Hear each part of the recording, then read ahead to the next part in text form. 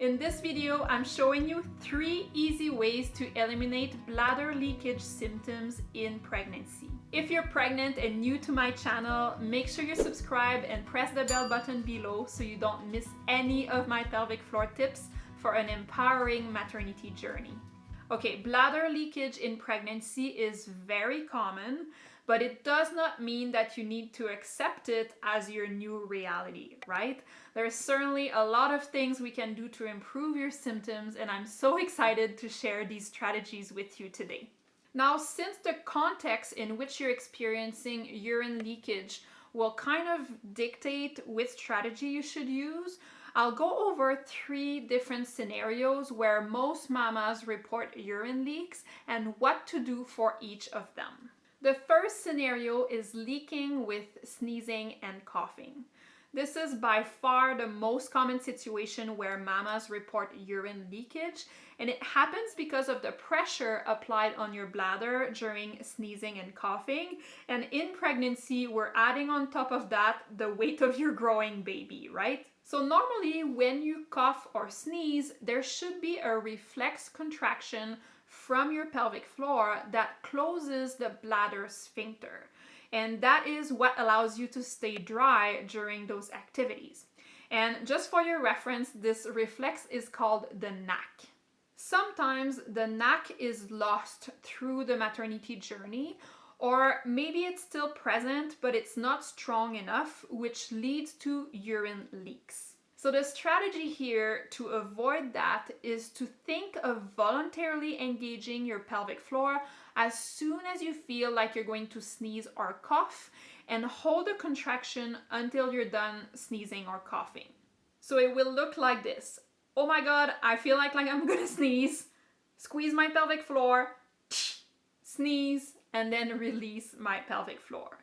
And it would be the same strategy for a cough. So you're gonna engage your pelvic floor, cough, and then release. Of course, sometimes a sneeze or a cough can take you by surprise, and if you feel like you are never quick enough to engage your pelvic floor on time, it may be helpful to practice this very simple pelvic floor coordination exercise.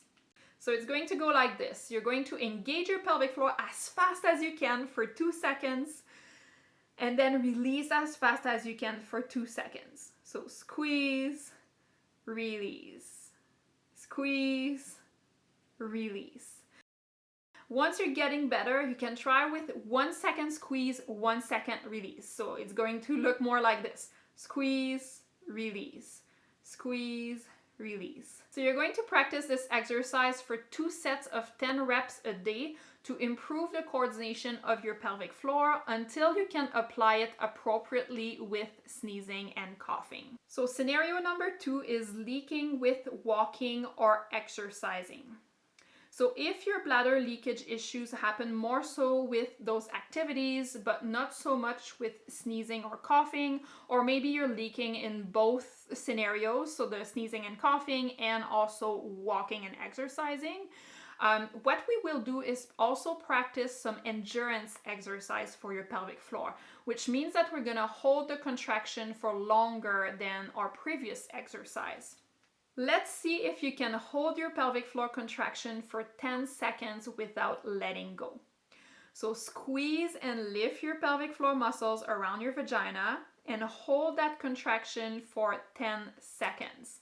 So let's do it. 1, 2, 3, 4, 5, 6, 7, 8, 9, 10, and now release for 2 full breaths. Were you able to hold the contraction the whole time, or did you let go before the 10 seconds was over? If you couldn't hold up to 10 seconds, it's totally fine. You can just start with whatever you feel comfortable with, and you can build up over time. Repeat this exercise 10 times, 2 sets a day. And the last scenario is leaking urine on the way to the bathroom. So these leaks are often due to bladder urgency symptoms. So urgency means that you are, in a rush to go to the bathroom because it feels so urgent. And at some point you just cannot hold it anymore and you start dribbling before even you get onto the toilet. The first thing you want to do in this situation is to try and calm down the urgency first.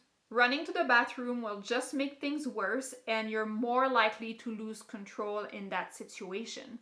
So, there is a huge psychological component to bladder urgency, so that's really what we're trying to nail in the bud here. So instead of running to the bathroom, what you're going to do is sit down or lean against something and take a few breaths in your belly. Just moving your attention away from your bladder and focusing on your breath instead. Applying pressure on your perineum can also help at reducing that urgency.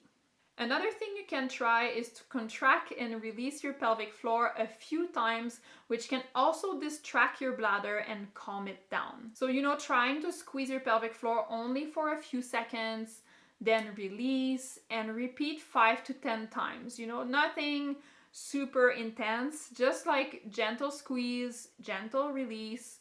And that strategy has helped so many of my clients. I remember one woman, she had those symptoms going through the grocery store, and she said, I just kind of leaned against my cart, did my pelvic floor contract and release, and that went away. So sometimes that can be a very powerful strategy.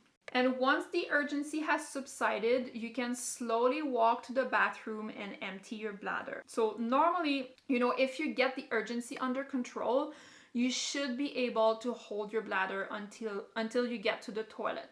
So that is really step number one, is let's calm things down. And then once everything is feeling more acceptable, then you can walk to the bathroom and empty your bladder. Now, it may come as a surprise to you, but I've also had clients who consulted me for bladder leakage issues, and we figured out after assessing them that their symptoms were actually caused by a tight pelvic floor and, tensions in those muscles. So if you've tried the exercises suggested in this video and your symptoms are not getting better or are worsening, I would suggest consulting with a pelvic health physiotherapist to get a proper assessment. Now, if you're interested in taking a proactive approach to prepare your pelvic floor for an empowering birth and full postpartum recovery, make sure you grab my free prenatal book in the description below, and I'll be looking forward to seeing you again in next week's video. Thanks for watching.